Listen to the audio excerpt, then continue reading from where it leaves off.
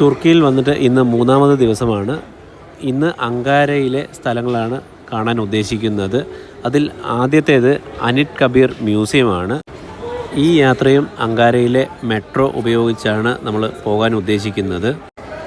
Ankara city ഒരു സാധാരണ സിറ്റിയാണ്. എന്ന് വെച്ച് കഴിഞ്ഞാൽ ഒഫീഷ്യൽ മീറ്റിങ്സും അങ്ങനെയുള്ള കാര്യങ്ങളെല്ലാം നടക്കുന്ന ഒരു സിറ്റി ആയതുകൊണ്ട് തന്നെ അധികം ടൂറിസത്തെ അട്രാക്റ്റ് ചെയ്യുന്ന കാര്യങ്ങളൊന്നും ഇവിടെ കണ്ടിട്ടില്ല. ഈ അനിറ്റ് കബീർ മ്യൂസിയം പണി തീർന്നിരിക്കുന്നത് 1953 ഒക്ടോബറിലാണ്. കുറേ വർഷത്തെ പ്രയത്നത്തിന് ശേഷമാണ് ഇത് പണി കഴിഞ്ഞെന്നാണ് എനിക്ക് ഗൂഗിളിലൂടെയൊക്കെ മനസ്സിലാക്കാൻ പറ്റിയത്. ഇത് അനിറ്റ് കബീർ മ്യൂസിയം എന്ന് ഉദ്ദേശിക്കുന്നത് റിപ്പബ്ലിക്കിന് ശേഷം അറ്റാതുർക്ക് എന്ന മുസ്തഫ കേമൽ അറ്റാതുർക്കിൻ്റെ ശവകുടീരമാണ് ഇത്. തുർക്കിയുടെ തന്നെ ആദ്യത്തെ നൂതന തുർക്കിഷ് റിപ്പബ്ലിക്കിൻ്റെ ആദ്യത്തെ പ്രസിഡൻ്റാണ് അറ്റാതുർക്ക്.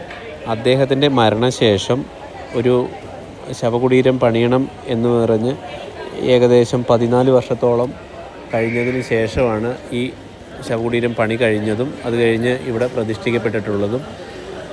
നമുക്ക് ഇവിടെ ചെന്നാൽ കാണാൻ സാധിക്കുന്നത് കുറേയധികം ഈ ഗ്രാജുവേഷൻ അങ്ങനെ സെറമണി അങ്ങനെയുള്ള പ്രോസസ്സൊക്കെ നടക്കുന്ന സമയത്ത് ഫോട്ടോ എടുപ്പും അല്ലെന്നുണ്ടെങ്കിൽ അങ്ങനെയുള്ള ചടങ്ങുകളെല്ലാം ഇവിടെയാണ് നടക്കുന്നത്.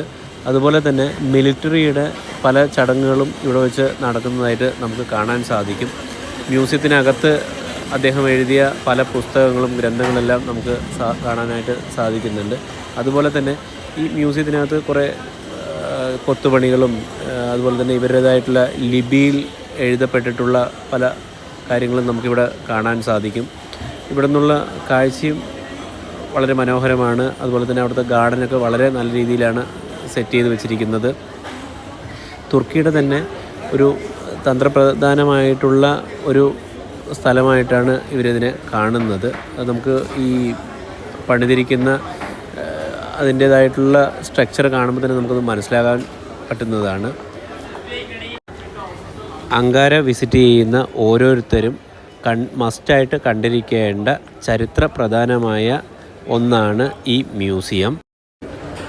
ഇവിടേക്കുള്ള യാത്രയും ഇവിടുത്തെ കാഴ്ചകളും വളരെ മനോഹരമാണ്, വളരെ തൃപ്തികരമാണെന്ന് തന്നെ പറയാൻ പറ്റും. അടുത്ത സ്ഥലം എന്ന് പറയുന്നത് അങ്കാര കാസ്റ്റിലാണ്. അവിടുത്തെ വിശേഷങ്ങളുമായി അടുത്ത വീഡിയോയിൽ കാണാം.